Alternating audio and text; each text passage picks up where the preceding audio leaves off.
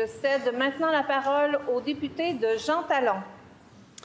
Il y a des remises en cause et des reculs des droits des personnes de la diversité sexuelle et de genre à l'échelle de la planète, comme en Europe ou aux États-Unis, où l'on voit les communautés de la diversité être désignées comme les boucs émissaires de problèmes complexes qui concernent toute la société. Leur accès à des espaces publics, à des services publics, à des soins de santé ou à des institutions comme l'armée est restreint. La reconnaissance de leur identité est niée. Leur capacité à traverser des frontières est remise en cause.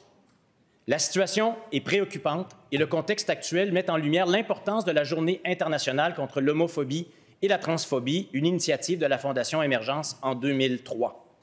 Par cette journée, le Québec envoie un message fort. Les droits des personnes de la diversité sexuelle et de genre sont des droits humains. Le Québec ne se reconnaît pas dans les reculs, dans le sentiment de malaise et dans la haine qui frappe les personnes de la diversité ici aussi.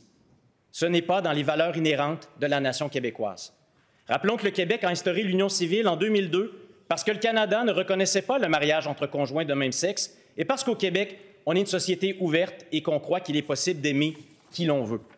Rappelons que dès 1977, le Québec, sous un gouvernement de René Lévesque, a interdit la discrimination basée sur l'orientation sexuelle et a reconnu, à même le Code civil du Québec, la possibilité de changer sa mention de sexe dans ses documents légaux. En 2022, on a reconnu le marqueur X dans le Code civil, parce qu'au Québec, on est une société ouverte et on croit qu'il est possible d'être reconnu pour qui on est.